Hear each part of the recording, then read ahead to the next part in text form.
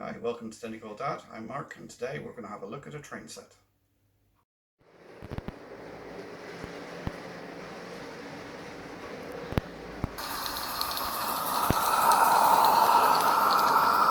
Okay, here we have a Hornby train set, and we're going to have a look to see what you get in a typical set.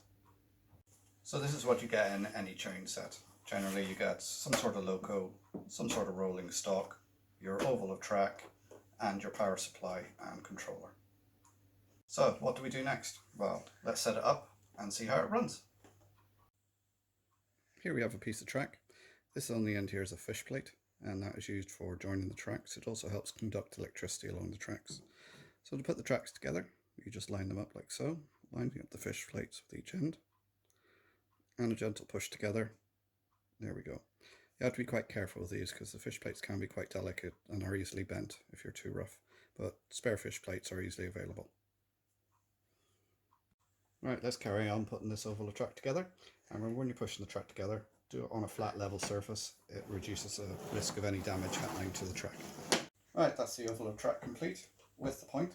This is the power track. This is where you connect in the controller and supplies the power to the rails. Notice the power track is positioned before the point.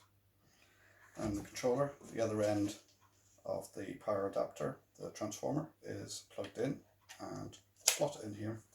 And that's the controller setup. Right, let's get the train on the track then. Let's take the railer, put it on a straight bit of track, take the wagon, place it on the railer, push it down, and it goes onto the track quite easily. Second wagon. Now the couplings in these, you just push the wagons together and that's them coupled.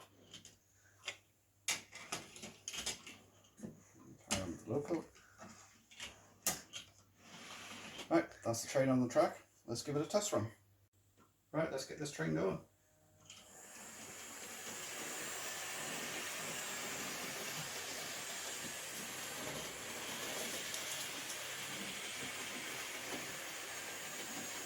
Right, you can see it's running now quite successfully. In your train set you should get a little user manual for your locomotive. This will tell you how to do the running in of the locomotive and some basic maintenance, oiling, cleaning, etc. Generally, when you get a new locomotive, you should run it in for 30 minutes in either direction, but the instructions tell you exactly what to do. Now you can enjoy your train set. Right, now you have your train set up and running. Let's look at the different types of track you can use to expand it. Right, let's look at some of the set track options available to expand your layout. So here we have the curves, third, second and third radius curves.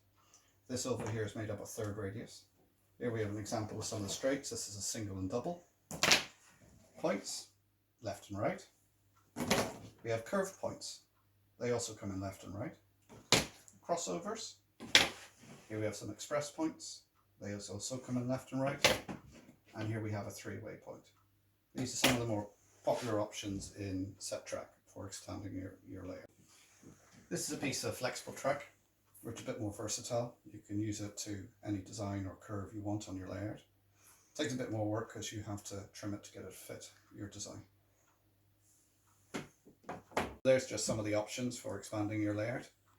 If you're out building a layout, you need to have a good sturdy baseboard, which I've shown you how to build in a previous video. I'll link that in the description below. Let's just add a couple of ovals to this now using the other radii so you can see them. Right, here we have 3 ovals of set track setup using the first, second and third radius. The set track's designed to have adequate spacing between them, so if you have carriages or rolling stock going around, there's plenty of clearance between them so they don't hit off each other. Like so. Just one word of warning using first radius curves. They are quite a tight curve. As you can see from here, there's quite an overhang.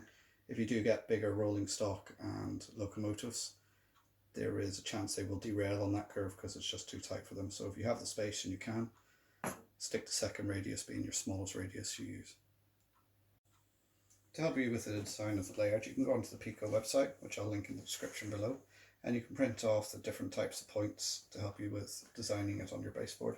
You can see their actual size there, so if you cut them out, you can paste them together on your baseboard to give you your design. Here we have some information available from Hornby. I'll link that in the description below. It shows some of their different track and how it fits together. It also gives you the measurements of the radii of each curve. All the track I've shown you today is all code 100, The different manufacturers, Bachmann, Peco, Hornby, all their track will fit together. I hope you find that useful. As you can see, the only limit is your imagination when it comes to model railways. Please leave any comments down below and don't forget to like, subscribe and share.